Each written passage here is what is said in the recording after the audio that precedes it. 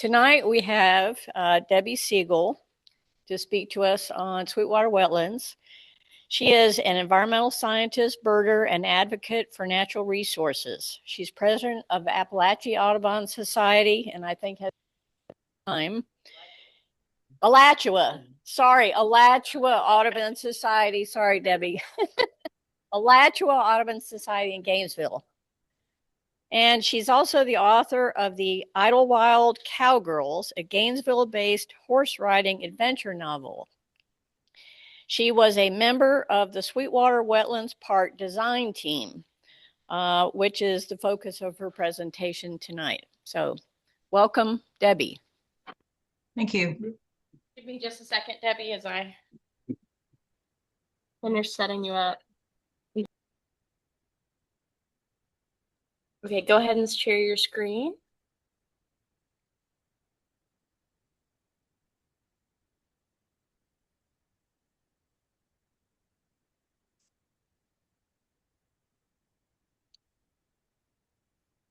Okay.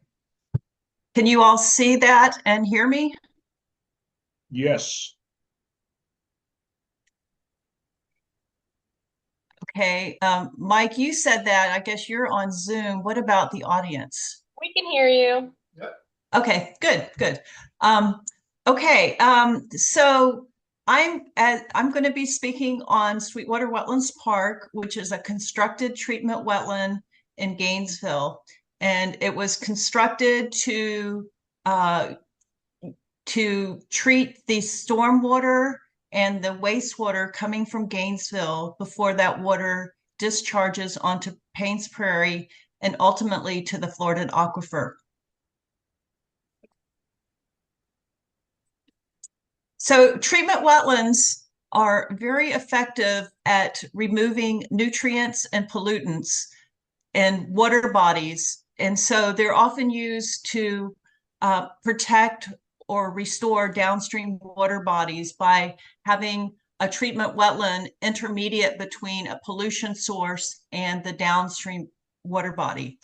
Not only that, they enhance wildlife habitat. And as you'll see at Sweetwater, or for those of you who have been there before, it provides wonderful nature-based education and recreational opportunities. So Sweetwater is what we call a flow-through wetland system. Water comes in from the top end, or the north end in the case of Sweetwater, flows through wetland cells, and as it flows slowly through the wetland cells, the nutrients and pollutants are removed, and then the water discharges through the downstream end, the south end at Sweetwater. This diagram shows two cells, which would be flowing in parallel. Sweetwater has three cells, so it has three cells that water flows in parallel. That's important because if you ever have to take one cell offline, the wetland can still function and take in water and treat the water. So as shown on the right-hand side, water comes from the wastewater treatment plant in Gainesville. It flows through Sweetwater Wetlands, and then it discharges onto Paynes Prairie.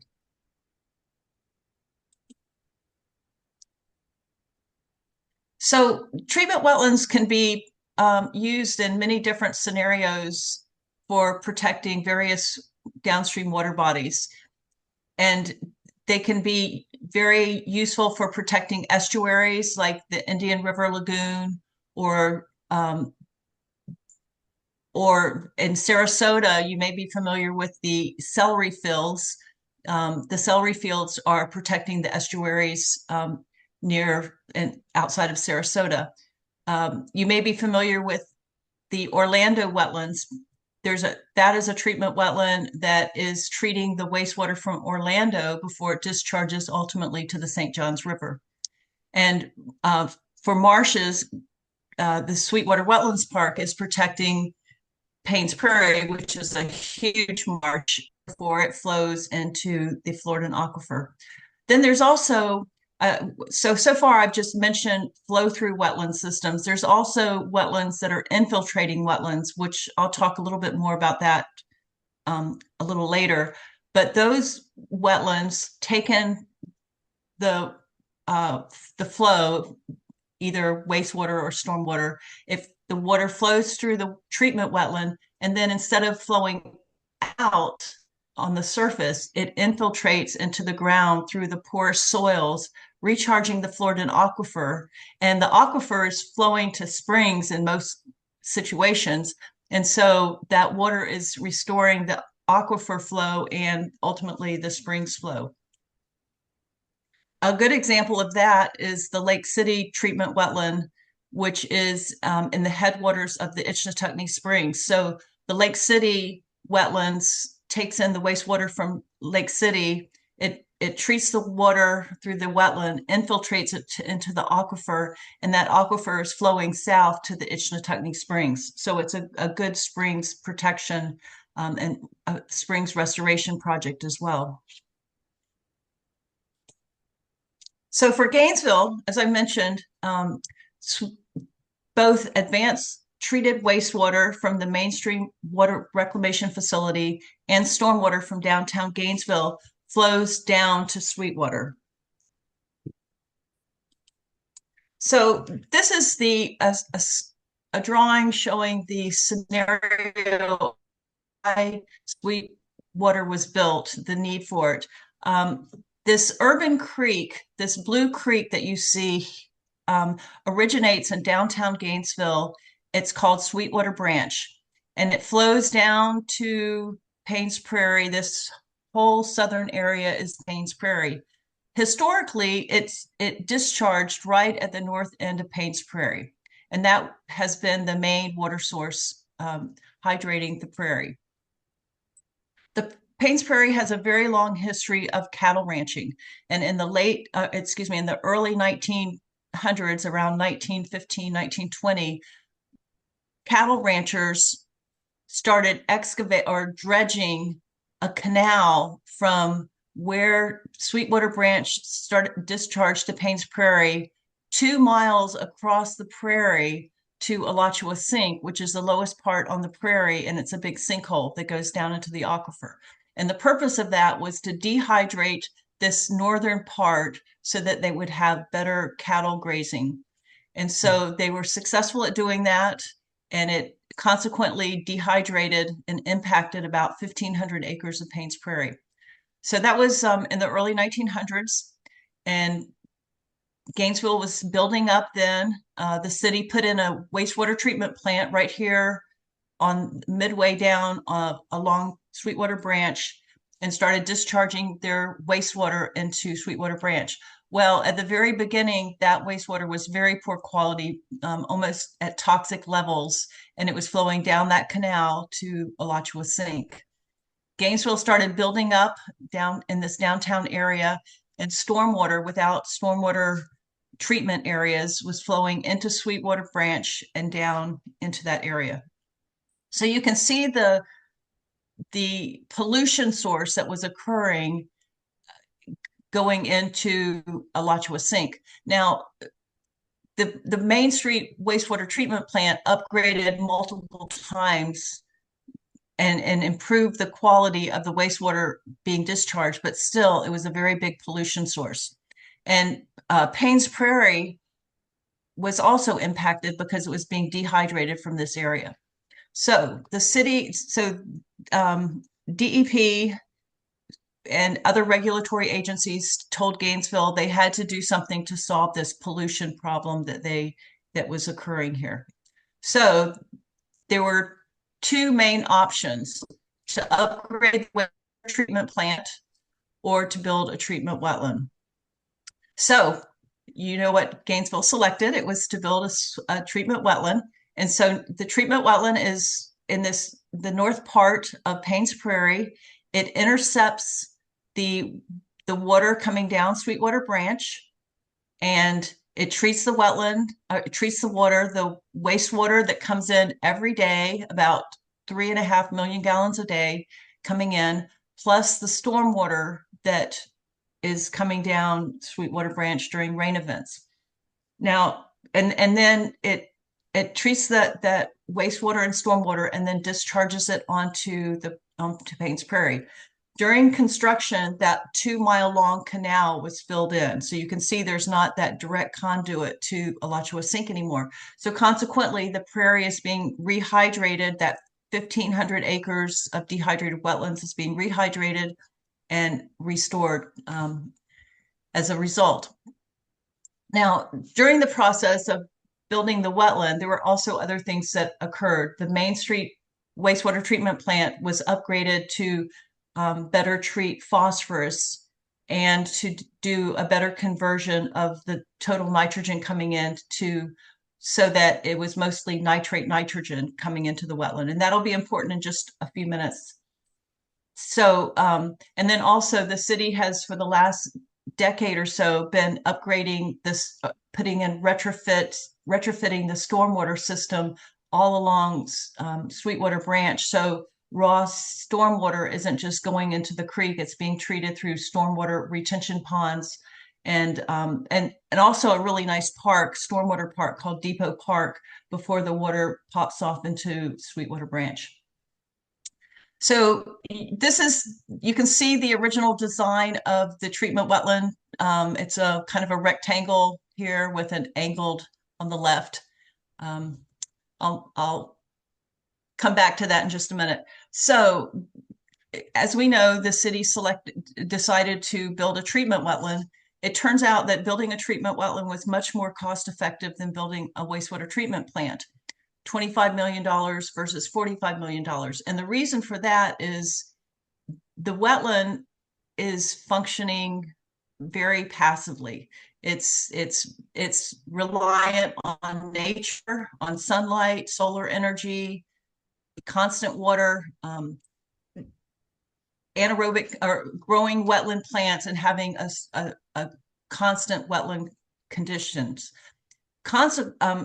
Alternatively, if they had upgraded the wastewater treatment plant, it would have been very costly to upgrade it, but also the cost of operating it to the level, to the very high level of nutrient removal that the wetland achieves automatically. So the wetland removes so much nitrogen that the discharge is equivalent to rainwater. To get that kind of treatment at such low levels at a wastewater treatment plant, it's very, very expensive. So that's some of the reasons why the wetland is much more cost effective than upgrading the wastewater treatment plant to achieve the same levels that a wetland would achieve. So the total nitrogen coming in at the entrance to Sweetwater is about 3.5 parts per million. Or that's the amount of nitrogen leaving the wastewater treatment plant and coming into Sweetwater. So as the water slowly flows through Sweetwater, the nitrogen is removed and the discharge concentration is less than 1 part per million. So that's equivalent to removing about 40,000 pounds of total nitrogen per year. Again, that's the wetland is doing that naturally. There's no chemicals involved. The only thing that you have to do to get that level is to have vigorously growing plants and to keep it flooded all the time, not letting it dry out so it stays anaerobic or without oxygen. And as I mentioned before, the comparison of building a wetland versus upgrading the water reclamation facility or the wastewater treatment plant to get that same results would have been much more expensive. So here's a schematic of Sweetwater. If you start at the top, the Sweetwater Branch, the urban creek comes in at the very top here. It doesn't show on this aerial because it's narrow and going through thick canopy, but the water enters the project site at the very north end and at the sediment basin and the trash removal area. And then the water comes into this holding pond. That sediment control basin is really important because Sweetwater Branch is a very narrow urban creek that during high flow events, when we get a lot of rain, there's a lot of erosion that occurs and sediments will come down and be deposited. And by catching them at the front end and keeping them out of the wetland cells, it preserves the wetland cells, and it's easy to remove those sediments every 5 years or however often that the sediments build up. So then the water comes into the upper pond, where it is then distributed to cells 1, 2, and 3. And as I mentioned, those cells flow in parallel. Water will come into each of the cells, and it takes about 5 to 7 or 5 to 8 days for water to flow from the top end to the bottom end. And as it does, the nitrogen is being removed, and I'll explain how in just a moment. The water then reaches the south end, and it's discharged into this large 1-mile long canal, where it's then pushed out onto the prairie and rehydrates Paynes Prairie. You can see this green canal on the right-hand side. That's the old channel that has now been filled in, but that's the old channel that was draining. When you visit Sweetwater, these brown areas are berms, walking berms. So you can walk around all 3 of the cells, and you can also walk to the northern end to the basin, the sediment control basin as well. Now, it was important and also tricky to design a system that takes both wastewater and stormwater. The wastewater was a known amount, that about 3.5 million gallons per day, but that could increase over time. But the stormwater was an unknown. So we don't know how much water is coming at what time. So we had to have a wetland system that could remove the excess water and not flood out the cells, because again, having vigorously growing healthy plants is critical to the performance of the wetland. So 2 emergency conveyance channels were built so that the water, when we have like tropical storms or really wet conditions, that excess water can bypass the cells. And you can see they're in this aqua color. On the northeast side of the wetland is an emergency conveyance system, and then going between cells 1 and 2. And so those are set automatically through the water control structures. And as soon as the water level pops up to a certain height, it's going to be diverted to those and not flood out the cells. So some of you may know this, but when we were in the design, the original design of Sweetwater was a rectangle with an angle on the left side, as I mentioned earlier. And it was kind of a boring shape. And so we asked the engineer who was kind of laying this out if he would make it more interesting. So he came back with this design, and it is an alligator head. And so I don't know if you knew that, but Sweetwater was designed and it's been built in the shape of an alligator head. So if you were to fly over it or look at aerial photographs, you would see this alligator head. So how does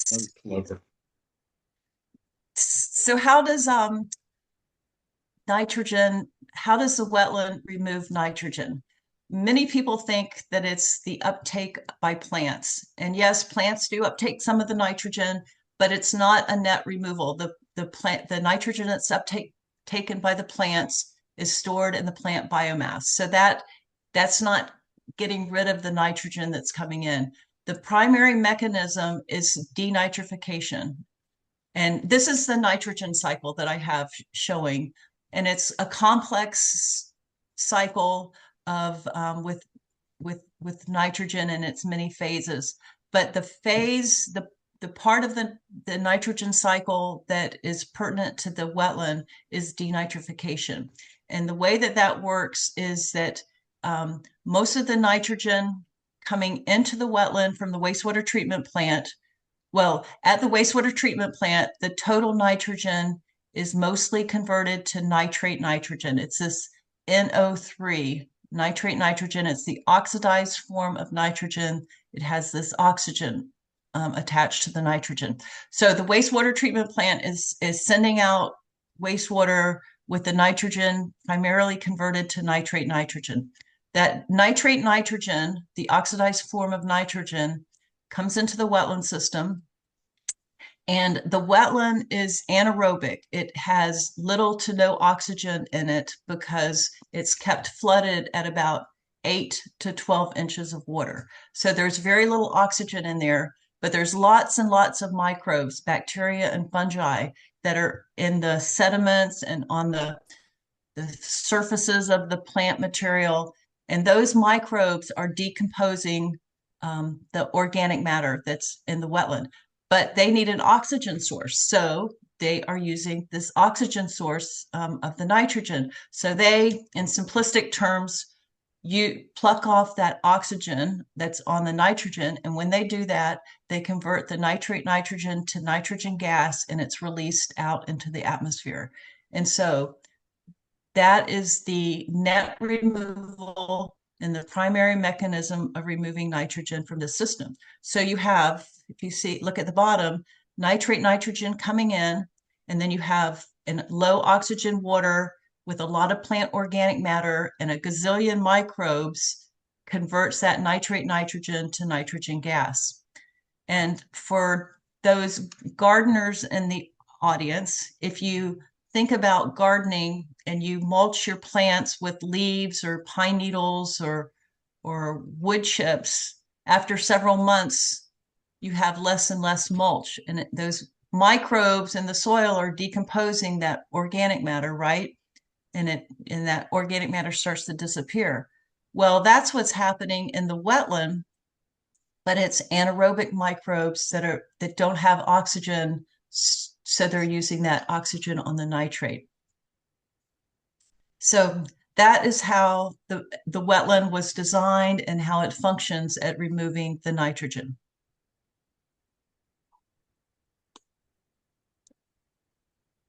Oh, let me point out one more thing. So the microbes need a food source, a constant food source, and that is the importance of the plants having vigorously growing plants, because as they're growing, they slough off the old leaves and stems and plant parts as they produce new plant parts, and that the old plant material, as it's sloughed off and goes through the water and down to the sediments, is the food source for those microbes. So this would not work nearly as effectively if you had open water without a lot of plants, or if you let the wetland system dry out and you lost that anaerobic environment.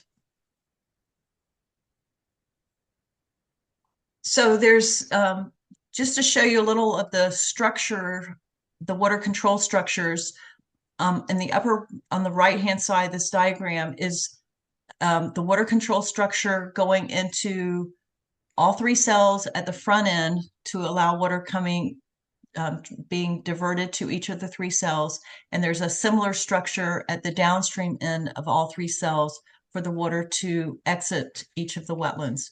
And if you look in the bottom left photo, that structure has an adjustable weir. So that weir can be raised or lowered, and that will control the water level in the wetland cells.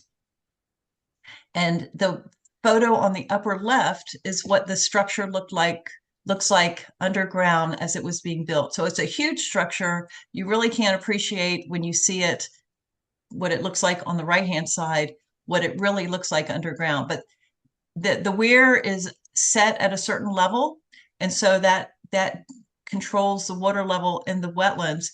And one of the beauties of this is that it rarely ever needs to be adjusted, not even during major storms. So we had a hurricane about, I think it was 2017, Sweetwater in 2015, and we didn't have to adjust the water levels at all. The water levels that it allowed, the way it was set, allowed the correct amount of water to go into all three cells, and the rest of the water to be diverted in those emergency conveyance systems.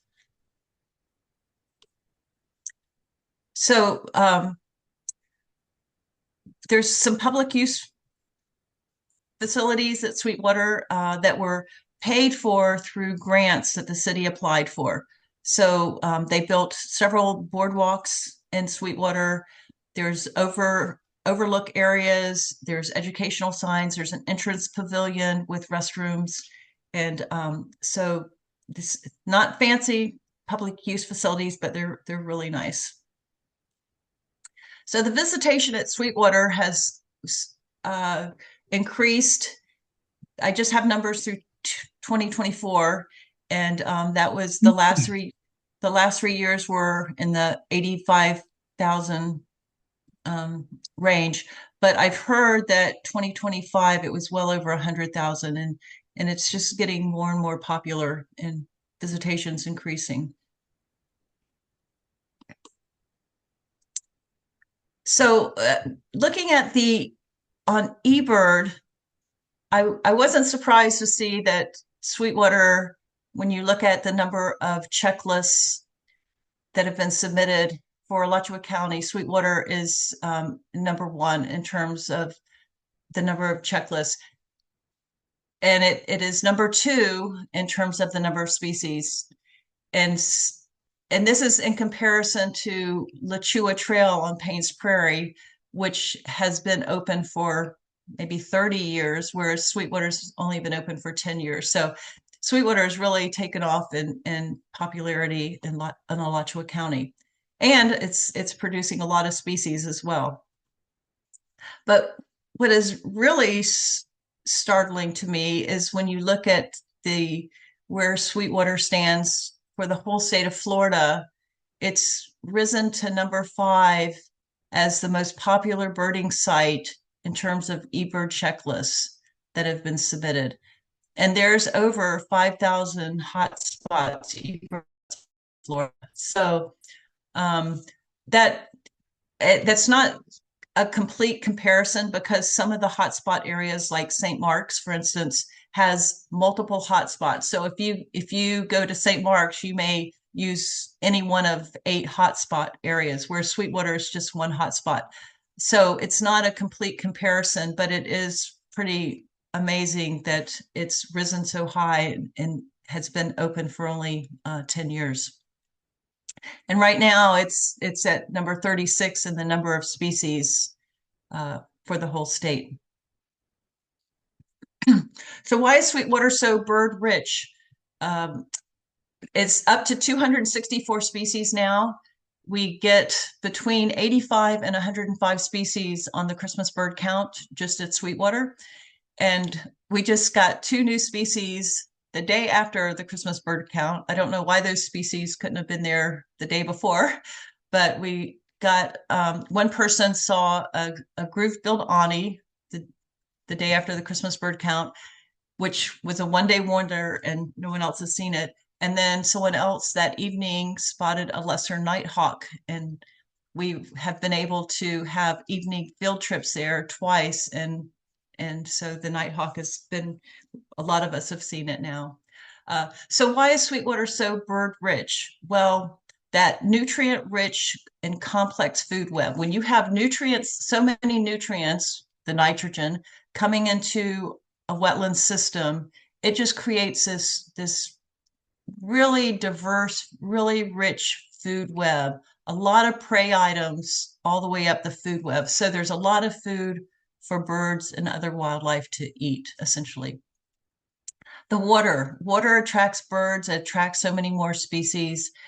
And so that certainly increases the bird composition at Sweetwater and the habitat diversity. And we were very cognizant of trying to have diverse habitat when we were designing Sweetwater. We left some tree islands when we surveyed the area and identified where existing trees were, the high density trees, and there weren't many trees. It was mostly a dehydrated shrub area of blackberries, I remember, and dog fennel, but there were a few areas that had some trees. So we mapped those out and we saved those and retained those within the wetland. We also created tree islands, We also preserved a big cypress, old growth cypress forest at Sweetwater. So and then within the wetland cells, there's open water area and vegetated area. So that increases the diversity. And then there's surrounding uplands. So the habitat diversity really helps with the bird richness. And then being adjacent to Paynes Prairie, that's just a mecca for wildlife. So that really helps to attract more birds to Sweetwater. And the size and accessibility, well, that doesn't increase or make the site bird rich, but it allows us to be able to see them and document it.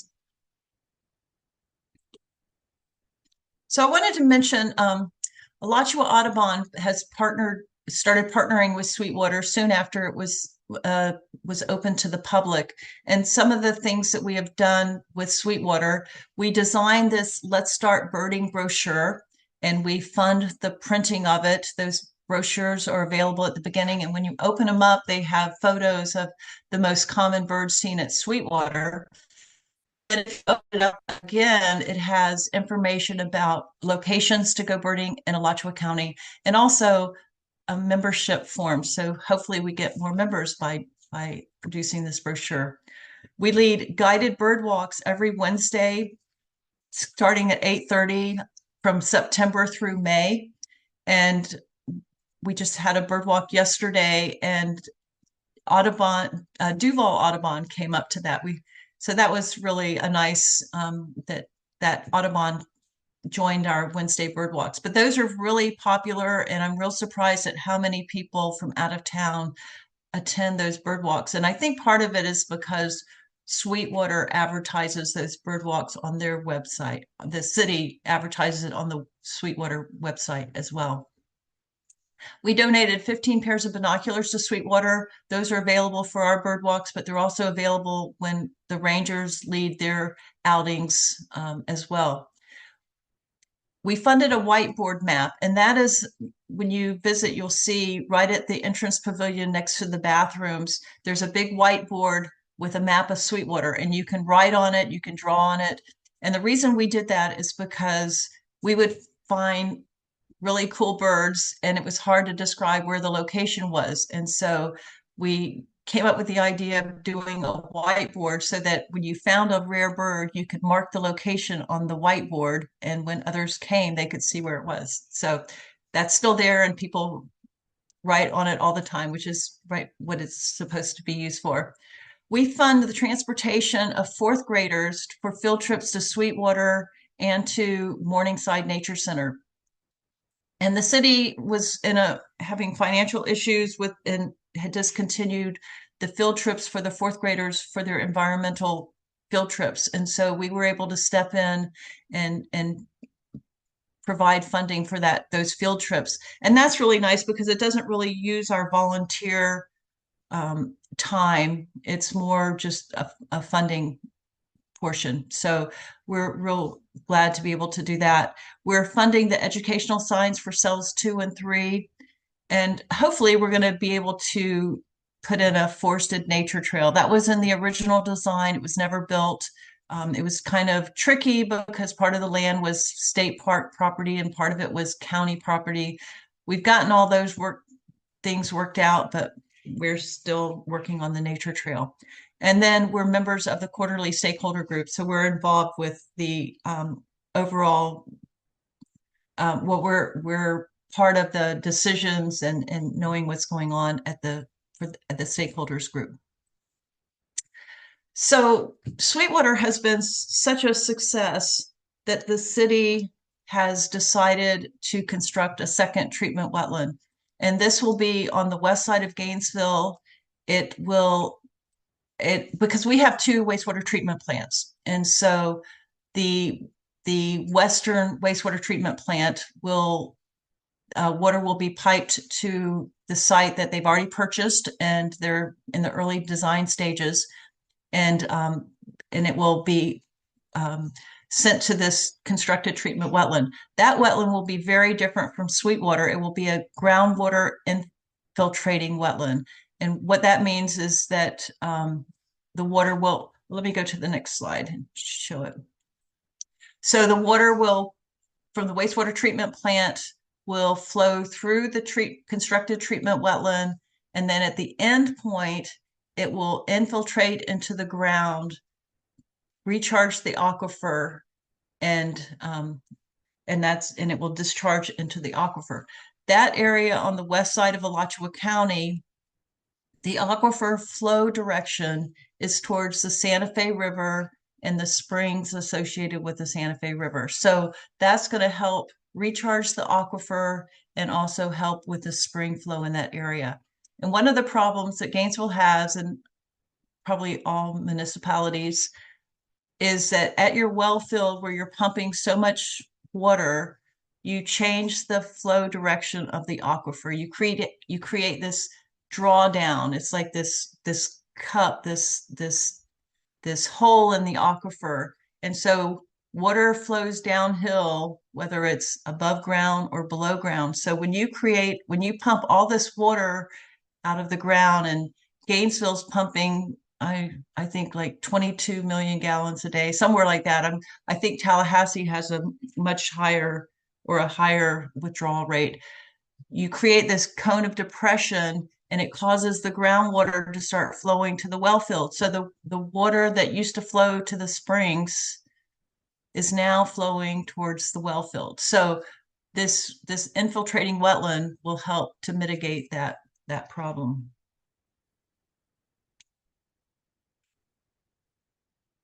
So that's in the early design stages, and I think it's going to be about 3 years before it will be completed. There's a lot of unknowns associated with it right now in terms of doing the percolation test to see if there's going to be sinkholes that open up, and but right now they're saying about 3 years. So that's exciting, and Alachua Audubon will be a partner on with that project as well.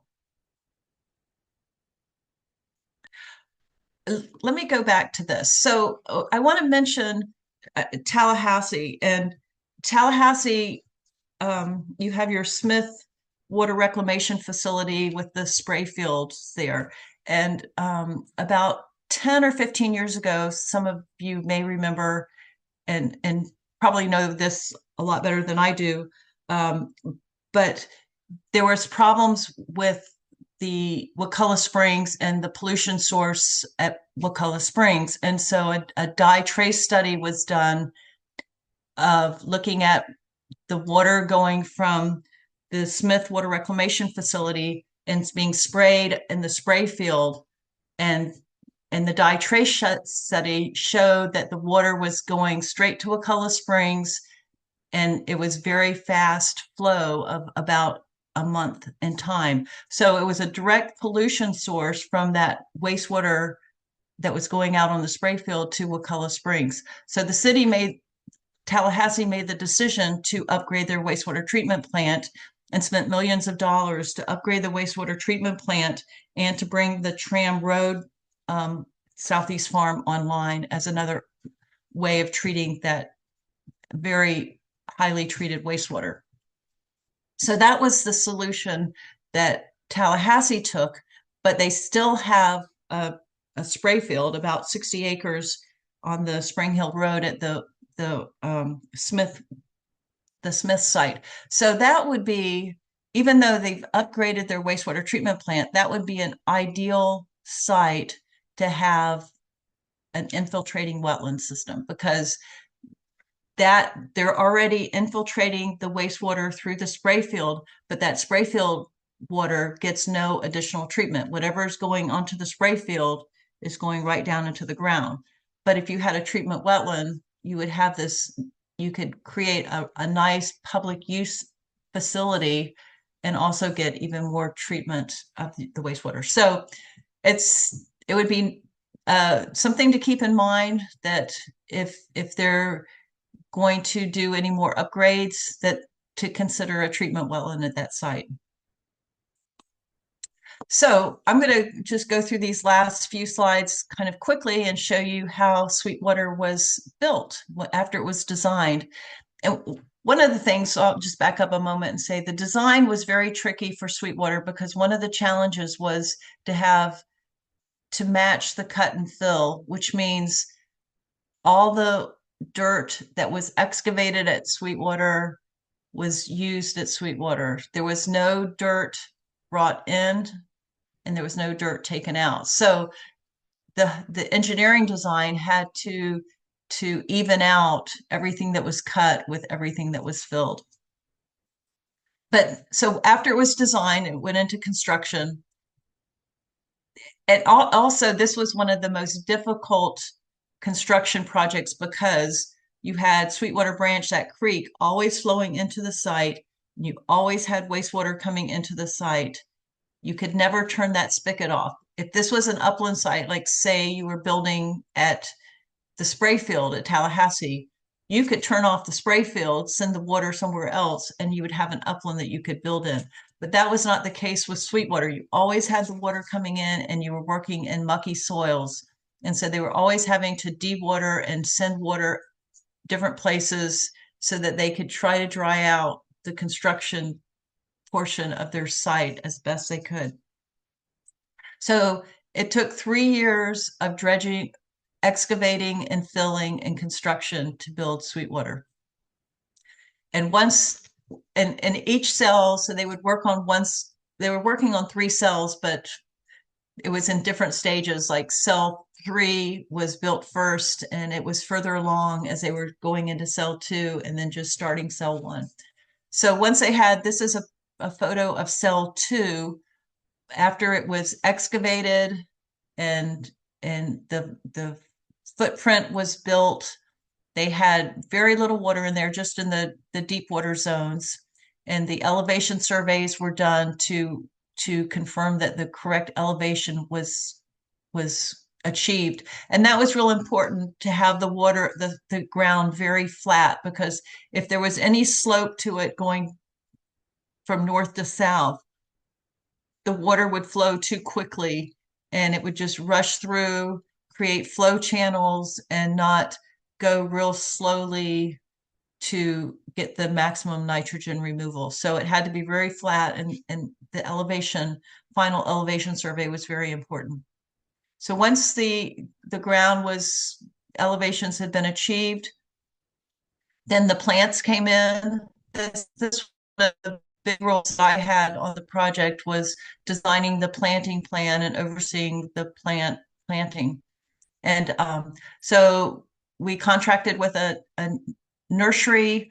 They had a donor marsh, and they harvested the plants and brought them to the site in these tubs. These tubs had holes in them, so we could put them in the water. They could fill up with water and keep the plants from drying out. There were 5 species of plants that were planted in the wetland cells: pickerel weed, lance leaf arrowhead, giant bulrush, fire flag. And fire flag was chosen specifically to try to attract purple gallinules, because purple gallinules were really hard to find in Alachua County. And fire flag, the seeds that are hanging from these stems, are a favorite food source of purple gallinules. And knotted spike rush. So those were the 5 species that were planted in the wetland cells. They were planted on 3.5-foot spacings. The water level was kept low because these were plugs and they were somewhat vulnerable. We wanted to keep the ideal hydrology, not have it too deep, but have it well hydrated, and then slowly brought the water levels up to, after a while, to the design of 8 to 12 inches. This is cell 2, 2 months after planting, and you can see how quickly it filled in. The soils were muck soils, are ideal, and the hydrology, we were real careful with the hydrology, and the plants were healthy coming in, and so it just filled in really quickly. You can see this is a deep water zone in the middle that is there by design. And this is one of the tree islands that we left during construction. So there were problems, as any gardener will know, when you're trying to plant and establish plants. We had this Sesbania come into cell one before we ever planted. When the wetland was completed, but the plants, we weren't at the planting stage yet. So we had to go in and herbicide these Sesbania because there's no way we could establish plants with this aggressive weed in there.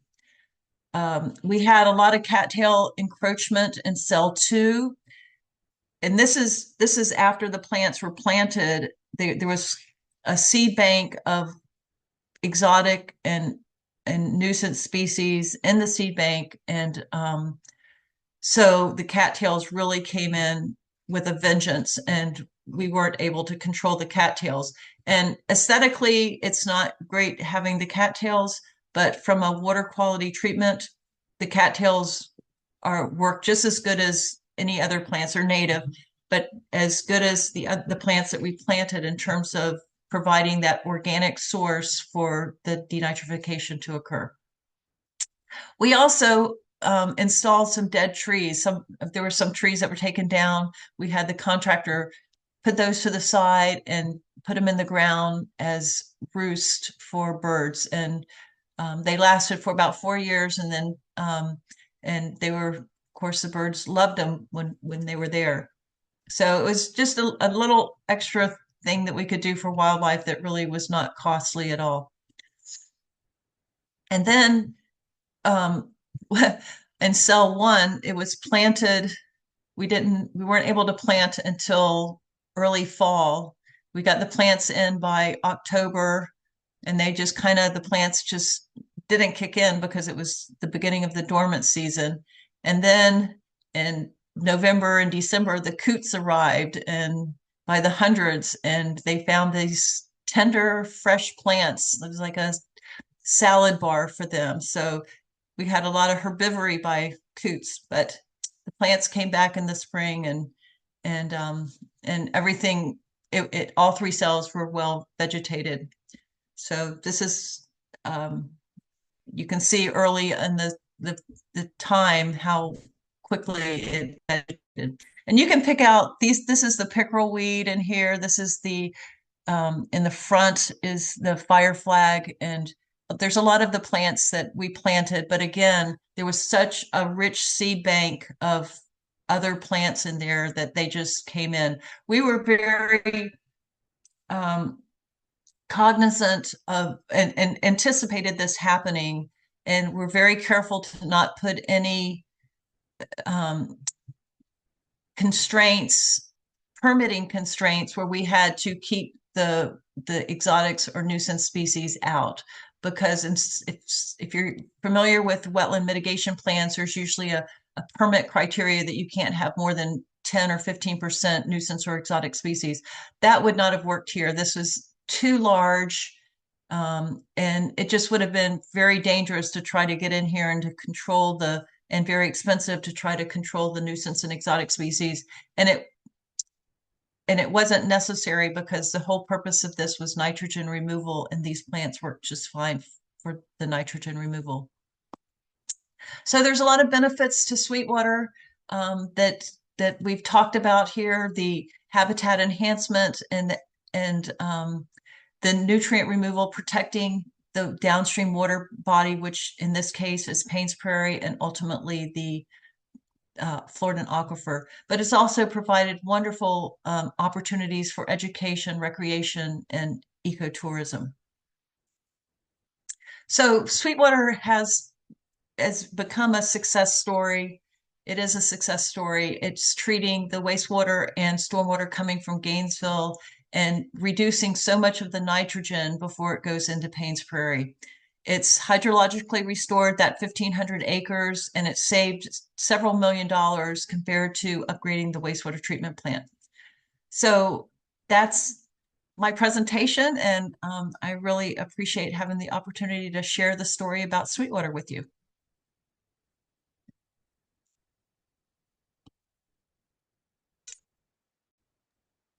Be glad to try to take any questions that you all might have. Just go up to the computer or camera. We don't have to microphones in. Debbie, just so you know, I am having to mute and unmute the TV so that we don't have feedback from our room. So just pause after you hear the question so I have a chance to finagle with that. Okay. Thank you. Anybody have questions? Okay. She can, yeah. What do I do? Okay, can you hear me? Yes. All right. I had a question about, you mentioned something about trash mitigation. How do you keep the trash out of that system? Because we have terrible problems with that in Tallahassee. Yeah, that was an important part of the design because Sweetwater Branch, the creek, when stormwater flows into it, it brings a lot of trash in there and it just flows down. We built a trash collection system, and that was an engineering challenge to have a collection system. So when the water flows into Sweetwater, that trash is kind of pushed to one side and it collects on one side at the front end of the system so that every 6 months or 8 months they can come in and remove the trash before it flows down into the rest of the wetland cell.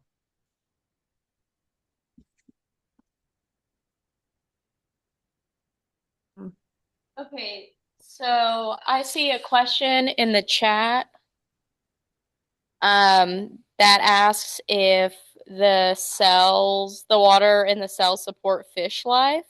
So give me just a second. Let me switch around the mute situation. All right. Yeah. Okay, absolutely. There was no reason or no need to inoculate the system with fish because it was connected to Sweetwater Branch, the creek, and there's fish in the creek. It was connected to Paynes Prairie, and there's lots of fish in Paynes Prairie. So the fish were in there from the very beginning as it was being constructed because the fish are going to easily move around. When you see how many birds are out there and yes, there's a lot of fish. The field trip yesterday that I led, the group paused to watch a cormorant come up with a big sunfish and a great blue heron charge after the cormorant, and the cormorant was able to get away and swallow the fish as the great blue was coming after it. So yes, there's a lot of fish, and that's one of the reasons that it is so bird rich. Any other questions? Okay. Can you hear me? Yes. With your sandy soil that's there in Gainesville, do you lose much water to percolation, or is there a clay layer that you laid down first on top of the sandy soil? That's a good question. So where Sweetwater was built, there's the Hawthorne Formation underneath, and it's a thick clay layer. And it's a low historically wetland area. It was part of Paynes Prairie. So there may be a little bit of leakage in there, but there's going to be very little leakage because it's got that existing clay layer with muck that was on top. Now, that's just because of the specific geology where the footprint of Sweetwater is. But the wetland that I was telling you about the new wetland on the west side is very sandy soils, and it's going to infiltrate water very quickly. So they're going to have to augment the soils at part of the wetland to keep the water in when it comes in, and then have less soil augmentation when it gets to the downstream part where it infiltrates into the ground. So that's going to be a design challenge of balancing, holding the water at the beginning to get the denitrification, and then having more permeable environment to get rid of the water at the end point.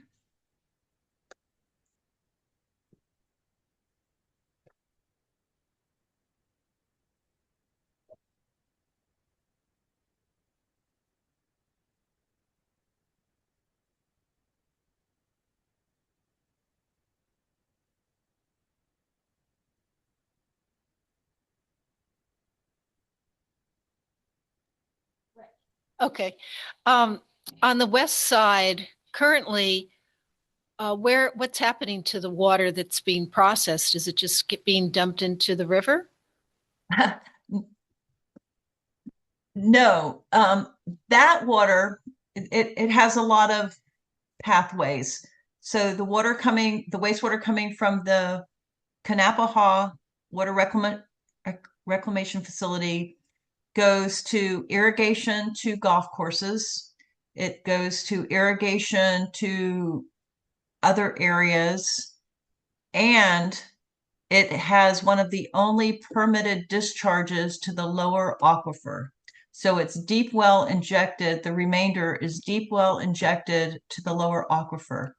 And that's something that would not get permitted nowadays. And I think Gainesville, I think it's wise for them to try to get out of that option, because there may be some time in the future where DEP says we're not going to allow that to happen anymore. So that is the process that they're discharging it now. Some of the west side of Gainesville is really building up, developing fast, and some of the new irrigation that they've put in is the treated wastewater from the wastewater treatment plant. Can I ask a question? Ready? Yeah. I have a question for you, Debbie. Are you going to be part of the design team for the Kanapaha treatment wetlands?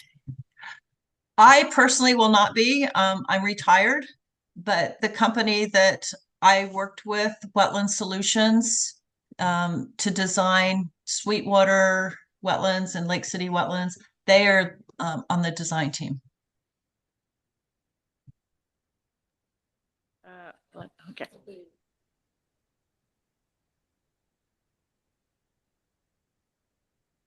Yep. So you can hear me? Yes. Okay. Every time I hear the Tallahassee wastewater situation come up, it's important, I think, that you know the history. Wastewater from Tallahassee has always gone to Wakulla Springs. Mm-hmm. That hasn't changed. They created the spray field as an alternative to do actually secondary and tertiary treatment. And if that was all they had done, it wouldn't have gotten so bad. The problem was they wanted to grow corn on it. Yes. And the water from this treatment plant is not rich enough in nutrients to grow corn, so they put fertilizer on it. It was the fertilizer that was sending all the nutrients into Wakulla Springs. And it took a lot of money to get rid of that. But what I'm curious about is how much nitrogen could they remove if they were to put one of these in? They've already done tertiary treatment, so it's not clear how much is left in the water. Is there some kind of measurement that could be made to find out what that is? And there is that could be gotten rid of? Yes, I couldn't tell you that offhand. That would take a lot of computations and looking at the size and what the nutrient content of the average nutrient content of the discharge water is. But again, you're right about the fertilizer, and I'd forgotten about the fertilizer issue. But before they upgraded the wastewater treatment plant, the nutrients coming out were probably in the same advanced treatment, were probably in the same similar amounts to what Gainesville has been reducing or producing. And you can see with the treatment wetland how much more you can remove. So before they upgraded even more, yes, the nutrients from the fertilizer was going in there, but there was nutrients from the wastewater as well that was also a source.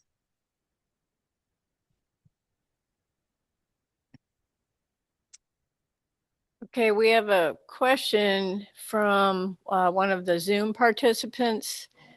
Debbie, can you make a presentation to Tallahassee city officials to promote a wetlands treatment park? I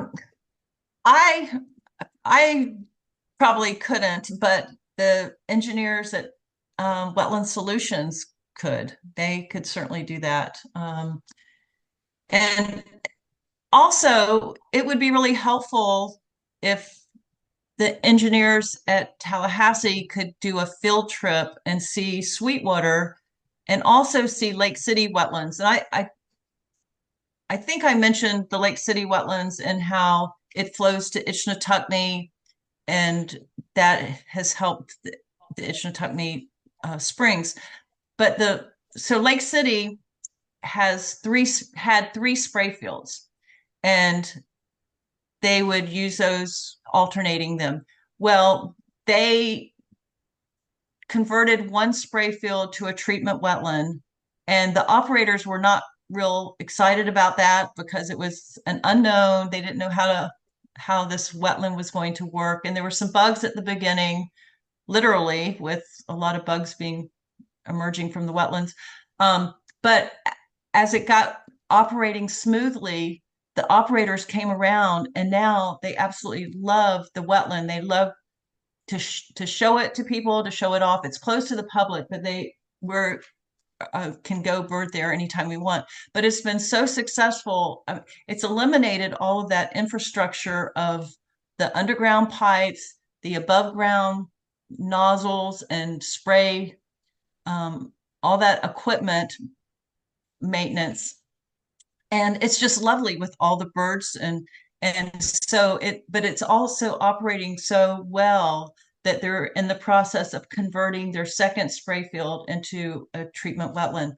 And that water infiltrates into the ground, to the aquifer, and is flowing to the Itchnatucknee Springs. And so that's an important cleaner water source for the Itchnatucknee as well. So Tallahassee, I think that would be a really important part of talking to the Tallahassee folks, is to have them visit that wetland and Sweetwater. They're so different. One's closed to the public. It's a completely a treatment wetland with no bells or whistles, and the other, Sweetwater, is like one of the most popular places, nature parks in Gainesville. So just seeing those, there's a small town right outside of Gainesville called High Springs, and High Springs is now converting their spray field into a treatment wetland, and they're just about that's just about complete. So it is, and High Springs is very close to the springs and the Santa Fe River, so that's going to be an amenity for cleaner water to the springs as well. But I think if the officials, Tallahassee engineering officials, could see those facilities, I think that would be a real important step in trying to show them the value of these treatment wetlands.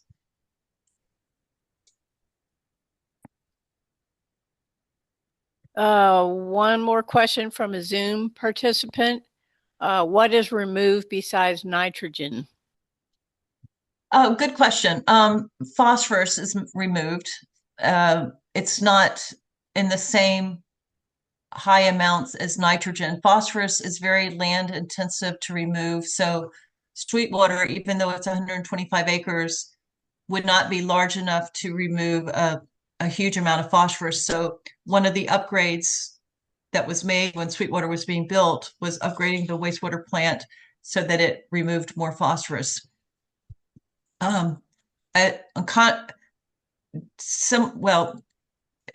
If you're familiar with the stormwater treatment areas down in the Everglades, the STAs, those are huge, like tens of thousands of acres, and they are designed to remove phosphorus. And they're going to get a lot of nitrogen out, but they're much larger, so they can remove the phosphorus as part of the Everglades restoration process.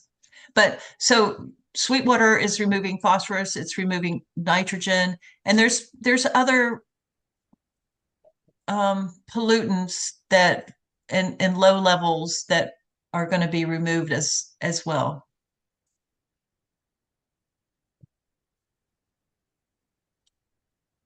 Does plant biomass or muck ever have to be removed? Does that ever have to happen? That's a really good question. In some of the old designs, that they've had to excavate out some of the cells. And part of the reason is the sediments coming in. And that's why it was really important to build that sediment basin at the front end of Sweetwater to keep the sediments from reaching the wetlands. So that's going to prevent them from filling up. They could very well have sediments accumulate from the organic matter, the more resistant organic matter that's resistant to decomposition, but it's going to be very slow and it's going to be a very long-term process. So what was part of the design of Sweetwater was the berms were built so that they can be raised. So instead of excavating out the sand or the soils, you could raise the berms, and that I'm not sure, but I think that with the design, it's giving them like 100-year capacity with that approach before the cells would ever have to be excavated. And if they did, that's the importance of having the parallel cells, so that if you have to do some kind of maintenance on one, you still can have the other two flowing, because you have that wastewater coming in every single day. You can't turn it off. There's no other alternative for it. So that's the importance of having the parallel cells. This is, I guess, different from your question, but one of the concerns has always been sinkholes opening up in one of the cells. And so if that ever happened, you still have two other cells that can operate while you're fixing that one cell. And that's a big problem with the infiltrating wetlands. Just about every infiltrating wetland that's being built that I'm familiar with is having sinkhole issues. Ocala has, if you've been to Ocala, they have a infiltrating wetland, and it's had a lot of sinkhole issues as well. So yeah, it is a problem, having to do maintenance and making sure that you have those contingencies in your engineering design.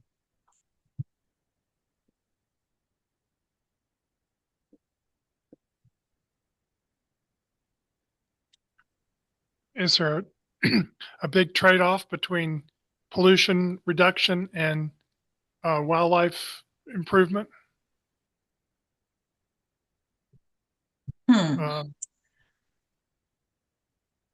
Well,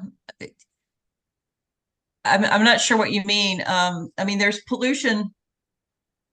The wastewater it's not a pristine water body or water source coming in, but there's lots of nutrients in there that are creating this food web. I'm not quite sure what your question is.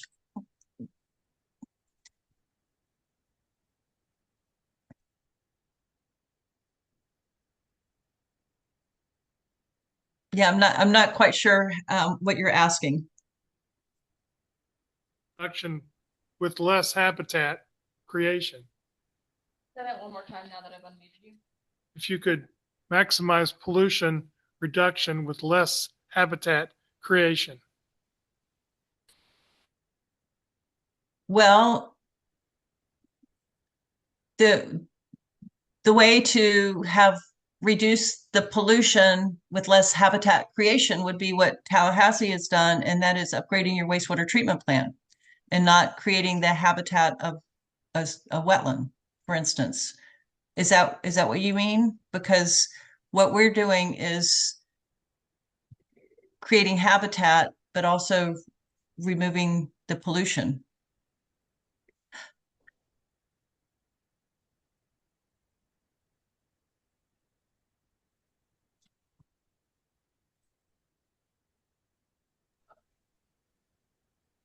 No other questions? Debbie, we thank you for a very informative and interesting presentation. And we're looking forward to the field trip down your way. Thanks so much. Good, good. You're very welcome. Thank you, Debbie. You're very welcome.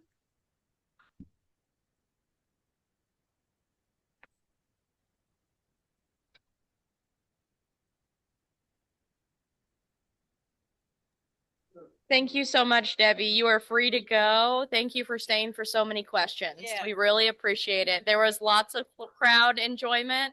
Unfortunately, I couldn't let you hear that without us hearing tons of feedback, but I wanted to know you got some laughs and some good engagement from the crowd tonight. So thank you again, Debbie. Yeah.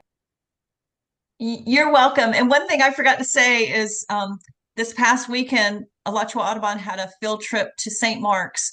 And on Saturday, we had 6 students from FSU attend the field trip. And we so enjoyed having the students there. And I mentioned my presentation to those students, and I don't know if any were able to attend, but we were just really thrilled to have students from FSU there on the field trip. So, well, thank you for and sharing, Debbie. You have a wonderful night. Thank you so much. Okay, bye-bye. That's great.